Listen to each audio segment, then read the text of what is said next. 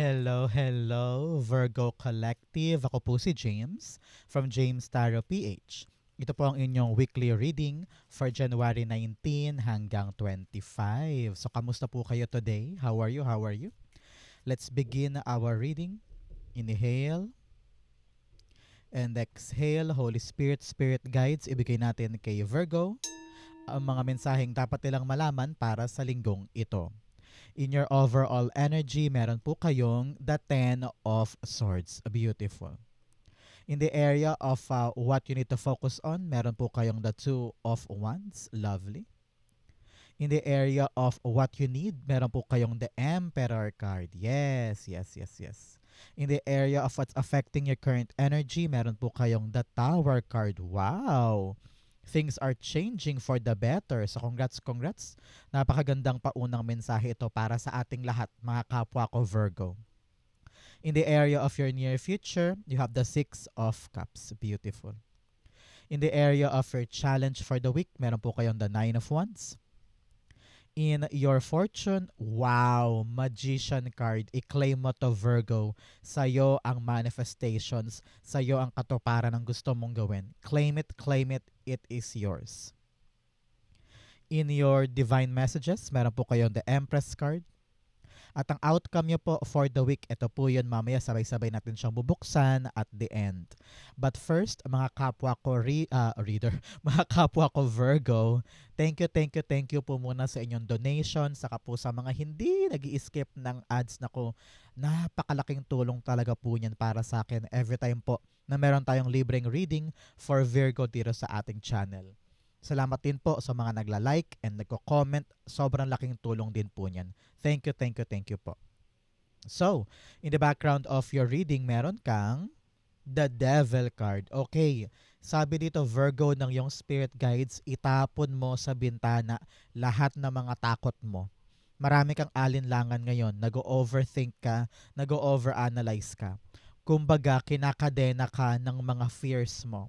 Siguro ngayon habang nag-uusap tayo, kailangan nating tingnan mabuti. Teka, ano ba yung mga kinakatakot ko na humaharang sa akin at pumipigil sa akin para gawin ko yung isang bagay?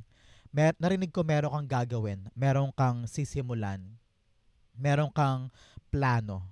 Pero ramdam ko ngayon na hindi pa siya umuusad because merong humaharang. Whether toxic friend ito o toxic lover or meron kang mga gabay sa paligid mo, maaaring payo from a parent na talagang nagpapahina sa kumpiyansa mo, kumbaga. So ngayon, we need to recharge, rebuild our life again, at magpakawala tayo dun sa kadena natin. Maaaring ikaw din to. Example, palagi kang late matulog, kaya tanghali ka na magising, gayon dapat mong ginagawa, hindi mo matapos-tapos. So, meron tayong mga bagay na dapat ating pakawalan para tayo ay makatutok sa advancement ng ating gustong gawin. Okay? Very important ito, isa-isip mo today, okay? Bigyan natin to ng card of the week. Meron kang support. Seek support, you don't have to bear everything alone. Kung medyo pinapanghinaan ka doon ng loob, may mga tao daw susuporta sa'yo at tutulong. Lumabas si Two of Wands, nakita ko dyan yung support para sa'yo. So, may taong darating, maaring best friend mo or co-worker or boss o kaya mentor mo, no, talaga namang palalakasin niya ang loob mo at makakawala ka na dito. So, hanapin mo yung mga taong susuporta sa'yo. Talaga namang sila yung source of your strength, confidence, and love to do something. Okay? So, makukuha mo yan this week. Okay? In your core energy, meron kang Ten of Swords. Sabi dito, ngayong linggong ito, babangon ka mula sa isang bagay na akala mo ending na. Akala mo wala ka nang magagawa pa, akala mo bagsak ka na, talagang total failure, pero hindi eh. Hindi ito ang katapusan ng kwento mo. May darating pang bago na magpapa-excite sa'yo. Okay? Possible pa lang ang araw this time for you. Siguro marami po sa inyo kaya nandito kasi talagang sukong-suko na at hirap na. And you're thinking, may way pa ba para sa akin para makabangon dito? Yes, meron. Kung ikaw ay may inaasikaso at paulit-ulit kang nadadapa at talaga namang hirap na may mangyayaring maganda after watching this video. Okay? The change starts now. And ikaw ang magiging change para sa buhay mo.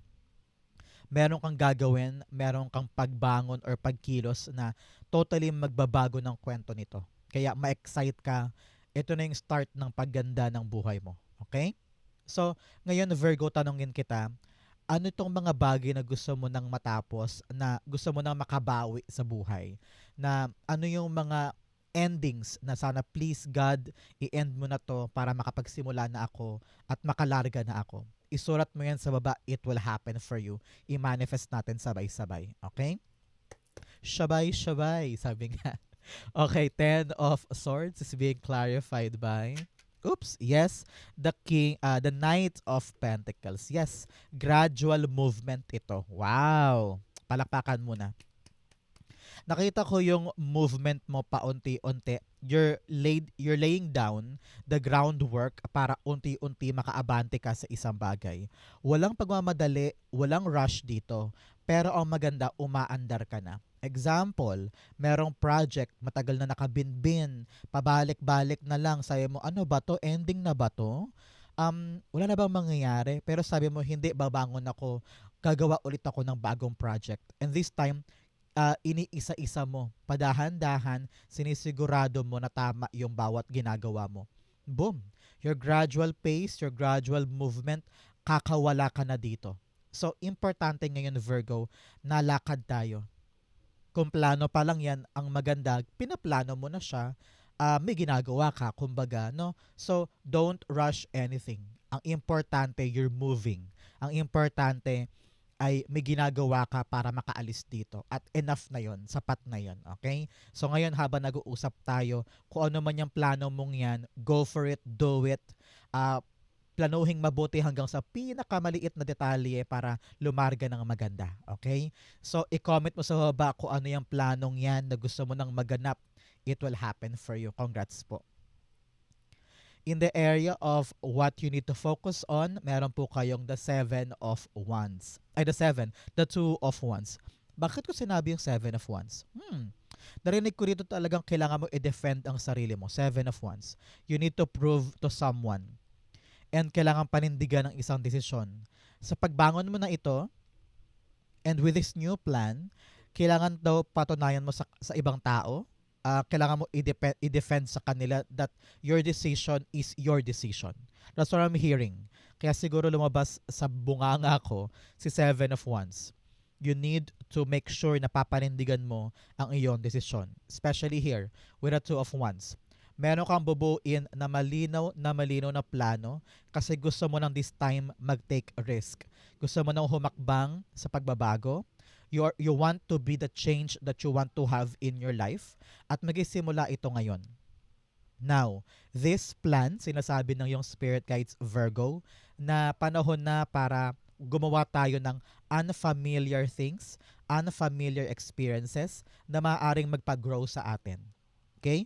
Meron pong tutulong sa inyo, huwag kang mag-alala. There will be someone supporting you, assisting you, guiding you para makawala ka na sa kadenang yaan at makalarga ka na. This is all about growth. And yung growth mo ngayon, mangyayari na yan, especially ngayong Enerong ito. Magsisimula ka magtanim ng mga pundasyon para totally makagrow ka at makalaya ka na, which is good for you. Okay? I'm rooting for you for that. So, Virgo, ano po ang inyong birthday? Comment down below. August Virgo ka ba o September Virgo? Comment down below. 8 of Pentacles, clarifying our 2 of Wands. Sabi dito, you need to polish your work. Meron ka daw kailangan talagang pagbuting-tingan ng mabuti pagdating sa plano mo. Ramdam ko na hindi pa yan ganun kapolido, Virgo. So you need to really look at it again. Balikan mo, i-double check mo. Maaaring meron ka pa daw nakakaligtaan na proseso dyan. Huwag ka daw masyadong kampante sa naisip mo. Balikan ulit and then work on it. Baka meron ka pang dapat i-upgrade or i-develop pa ng maayos para ito yung maging solid na. Okay? Nakita ko dito na you need to have a third look, fourth look, fifth look to make sure that everything is working fine and doable talaga siya. Okay? In the area of what you need, meron po kayong the Emperor card. Sabi dito ang kailangan mo tapang. Nakakadena ka sa past, nakakadena ka sa isang maling paniniwala or maling mindset. Dapat daw lumaya tayo dyan at aksyonan natin. Maging matapang ka daw ngayon na i-execute ang mga plano, tulayan yung mga gradual movement mo, make sure na ikaw ay may confidence sa sarili mo na okay, ito yung bago kong gagawin, ito yung plano ko, ito yung gusto ko, hanggang saan ko to dapat dalhin. And your bravery will really push you forward further in life. Okay? Kailangan din daw dito disiplina, Virgo, ha? Hindi pwedeng gusto ko lang gawin today, bukas hindi na, sa isang linggo na ulit. No. Kailangan dito disiplina. You will work this today, tomorrow, every single day. Consistent work para magkaroon ng consistent outcome at talagang mag-grow ka na away from this thing. Okay? Sabi rin dito, kailangan sigurista ka, ha? Hindi pwedeng paiba-iba or hindi pwedeng hindi ka sure. Dapat sure ka muna bago ka kumilos. Okay? To make sure din na hindi masayang yung effort mo at hindi masayang yung pera or oras mo. Okay? Emperor card. The Star card. Yes, you need to be hopeful, prepared. Dapat daw yung mata mo nakatutok doon sa goal at hindi mawawaglit doon. Sabi ko nga, disiplina at pag-asa, pag pinagsama mo yan, talagang makakaalis ka na sa stuck energy mo and things will gradually change. Kung ikaw ay may ginagawa ngayon at parang feeling mo, ano ba yan? Parang wala nang katapusan. Kailan ko ba maaabot yung gusto ko? Bakit parang paikot-ikot lang ako sa pattern na to? Once you get out of that system at tumapang ka, nag-risk ka this time, doon papalapit ka ng papalapit sa goal mo. Kaya you need to be brave enough in everything na gusto mong gawin. Okay? In the area of what's affecting your current energy, meron po kayong the Tower card. Yes, ito ang naka-apekto dito. May biglang pagbabago na nangyari sa'yo. Kaya parang sabi mo, yes, eto na yon. Mag-i-start na ako. Hindi na ako papalugmok pa dito. Meron akong gagawing bago because merong sudden change eh. May sudden, I don't know why, narinig ko na parang may narinig kang bagong impormasyon or may nalaman ka na nagpabago doon sa sistema o nagpabago sa iniisip mo na parang, ay, okay, alam ko na yung mali ngayon. Alam ko na yung sagabal. Alam ko na yung um, maling aspeto sa buhay ko kung bakit hindi ako makabangon-bangon dahil dito. Na-realize mo na, now okay. Alam ko na, ilalaban ko na tong isang bagay. Pagpaplanuhan ko tong mabuti, dahan-dahan lang hanggang sa totally makuha ko siya. So, this change is really parang bigay ng Diyos eh. Narinig ko na, anong tawag doon? Yung um, blessing in disguise. Yan, blessing in disguise. Kung ano man yung mga bagay na nagbago before, na para akala mo, hindi ko na makukuha pa. Parang, okay, masakit syempre, pero ngayon na-realize mo, kaya pala nawala yung mga yon, nagbago yung mga yon. Kasi meron kang naisip na bagong bagay na magpapaandar sa'yo at magpapabangon sa'yo from this kalugmukan. Okay? So, good for you. Things are happening for the better. Okay? Kaya, sabi ng spirit guides mo, wag mo nang iyakan yung mga natanggal. Wag mo nang iyakan yung mga nagbago. Kasi may kapalit na mas maganda, mas adventurous, at mas exciting for you. Okay?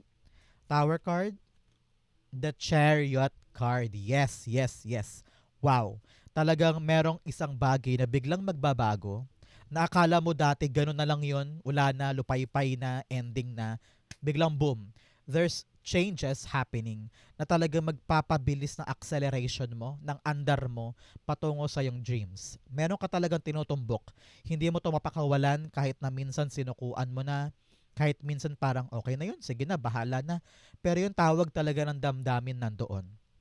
So, here, merong malaking pagbabago na magpapa-accelerate ng kilos mo.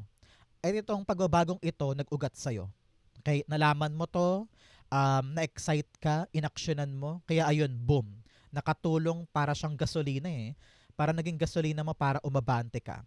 So, this actually you being very, very ready. Nasa kamay mo, Virgo, ang manibela, paandar, paabante. Kaya use it wisely. Okay? Sinusuportahan ka ni universe sa planong ito, ibig sabihin talagang nakatadhana ito. Ang kinakailangan lang talaga willpower mo to move forward with the changes, to accept kung ano yung mga pagbabago, and then tahakin yon with a changed mindset na hindi ka napapatali sa kung ano man yung mga bagay na kinakatakot mo before. Forward on you go, okay? In the area of your near future, meron kang the Six of Cups. Kitang-kita ko dito, magbunyi muna tayo. Hands in the air para sa inyong mga Virgo because malalagpasan mo kung ano man yung problemang kinaharap mo na yan. Kung ano man daw tong pagbagsak na ito or kalugmukan na ito or kalungkutan na to or disappointment about something or someone dahil pinili mo bumangon at lumarga, heto ka, makakalagpas ka na doon sa painful experience or sa obstacle and you are winning something. Okay? Sa'yo binigay, ito naman, binibigay sa'yo, nireregaluhan ka. Sa'yo inabot, sa'yo binigay, very secured na kung ano man tong bagay na ito. So congrats, kumbaga narinig ko, it's in the bag. Nasa kamay mo na, nasa'yo na kung ano man tong goal na kukunin mo. Okay? So congrats, magbunyi, magrejoice, it's in you na. Congrats po. Clarify natin. Six of Pentacles being clarified by the Judgment card. Yes, new life. You have answered the call. Yung isang pangarap na hindi mo masukusukuan kahit na parang minsan gusto mo nang bumitaw dahil sa dami ng takot at problema. Pero you kept on pushing hanggang sa maabot siya. Ito yun. Nakuha mo yung sagot, nakuha mo yung tawag. It's really your calling. Para sa'yo talaga to, destined to have para sa'yo, no? Nasabi dito, kung ano man yung mga bagay na dati malabo, ngayon may sagot na, na-realize mo na parang, now, okay, magaan na sa loob ko kung ano man tong mga nangyari. Kasi naintindihan ko na kung bakit kailangan ko nung pagdaanan. And here I am, reaching my destination with security and accomplishments. Nakuha mo yung triumph over this obstacle. And you are now having this renewed life. Malalim na yung pangunawa mo sa mga nangyari. Kumbaga, everything now starts to make sense, kumbaga. And settled ka na dito. Masaya ka na, maluwag na sa damdamin yung pagtanggap sa mga nangyari. Because happy ending ka dito, nakita ko eh. So congrats, congrats, congrats. Isa-isip mo yan, i-claim mo to, it will be yours. Okay? In your challenge, meron kang stubborn and embrace the void. Yakapin mo daw yung mga bagay na hindi mo alam. Minsan, sa mga pagkakataong unfamiliar, taking a risk, ay doon mo daw makikilala kung sino ka. Doon mo malalaman kung ano pa yung mga talent na meron ka. Doon mo malalaman na, I have more, I have something more na kaya ko pang gawin or kaya ko pang ipamalas. No? So, you will discover who you are after this. At huwag daw matigas ang ulo. Pag alam mong kailangan gawin to, gawin to. Pag kailangan baguhin yan, baguhin yan. Learn from other people. Doon mo daw talaga marirealize na, okay, nakakulong lang ako sa sarili kong mundo, lawakan ko nga, makinig nga ako sa kanila. And from there, talagang aalis ka na sa kadena ng limitadong mundo, mag-grow ka na. Okay? In your challenge, meron kang the Nine of Wands. Si Nine of Wands, sabi dito, wag susuko, wag bibitaw. Okay? Nanggaling ka na sa dapa. So, anong dapat gawin? Babangon. At sa pagbangon mo ngayon, wag ka ng madaling sumuko dyan. Pag nasugatan, pag nasaktan, laban lang. Pag napagod, pahinga, laban ulit bukas. Learn to really fight for your dreams and be brave to do so. Okay? Sinusubok ka lang ng tadhana. Tinetest ka lang on how you really want this thing to happen. Ipakita mo kay universe, ipakita mo kay God sa lahat na hindi mo susukuan yung bagay na gusto mo. Nakita ko kasi dito, you're on the brink of talagang pagbitaw na naman eh. Parang ayaw mo na naman gawin, kinakadena ka na naman ng mga takot mo. So ngayon laban tayo, so good tayo. Hanggang sa manalo tayo sa bagay na ito. Okay? The Nine of Wands being clarified by the Nine of Wands. Yes. Nine of Wands sabi dito, release, release. 9-9 is pakawalan daw yung mga negativity. Okay? Pero sinasabihan ka talaga na kaya mo pa, push pa yan. Huwag matakot, huwag mangamba. The Three of Wands, darating din daw. Maging matyaga daw sa paghihintay, okay? Hindi naman daw lahat ng bagay ratsyada, okay? At hindi lahat ng bagay merong resulta agad. So matuto daw maghintay, magtiyaga, and then consistently working your way sa pagdating nito. Basta kapag dumating siya, dapat ready ka. And yung eyes mo talaga, alam mo yung purpose niya kung bakit mo siya hinintay. Kasi marami sa atin naghihintay, tapos syempre frustrated na, desperate na, nawawala na ng gana at amor. Minsan pag dumating na, napapabayaan na kasi nawalan ka na ng purpose, nawalan ka na ng focus. So sabi dito, continue having that purpose, that focus, para pag dumating, alam mo gagawin mo sa kanya. Okay? In your fortune, meron kang stepping into power. Yes, ito yon with the Emperor card. Lalakas ka, gagaling ka. You are strong beyond measure. Kaya kung iniisip mo ngayon na mahina ka dahil sa mga kumakadena sa iyo mga takot, no, you are powerful enough to achieve this. Okay? You also have mystic healer, healing energy flows through you. Kung marami kang kasawiang palad ngayon, paghilumin mo na ang sarili mo. Bumangon ka dyan, learn to move on. Because walang iba magbibigay nito kundi ikaw mismo. Okay? Importante yan. Pilitin mo ang sarili mo mag-move on para mahanap mo pa yung mga bagong bagay na para sa'yo. Okay? In your fortune, napakaswerte nito. You're very, very blessed. You're one of a kind. Magician card is you. Sabi dito, panahon na to take action. Now is the right time for you to make a move. Kasi napakaswerte ng manifestation power sa'yo. Kayang-kaya mo daw dalhin sa lupa kung ano man yung pangarap mo na yan to bring in your reality. You have whatever it takes. Ready ka na. Lahat ng experiences in the past, lahat ng tools, magagawa mo ito. Kaya mo to. Okay? Meron ka daw minanifest coming true. So congrats, it's happening for you. Kung ano man yung minanifest mo, maaaring baka nakalimutan mo na sa dami ng minanifest, pero meron dyan matutupad na. So congrats.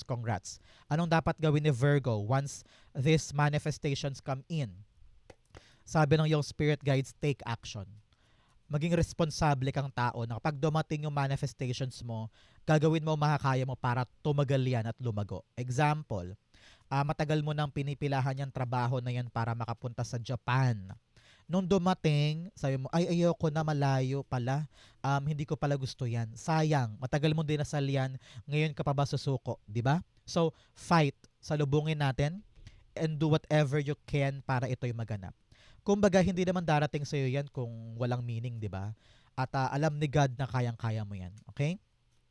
Magician card, the Three of Cups. Yes, you're gonna celebrate soon with your family, friends, and loved ones. Magandang balita ito. I'm seeing here good news about something na inaksyonan mo.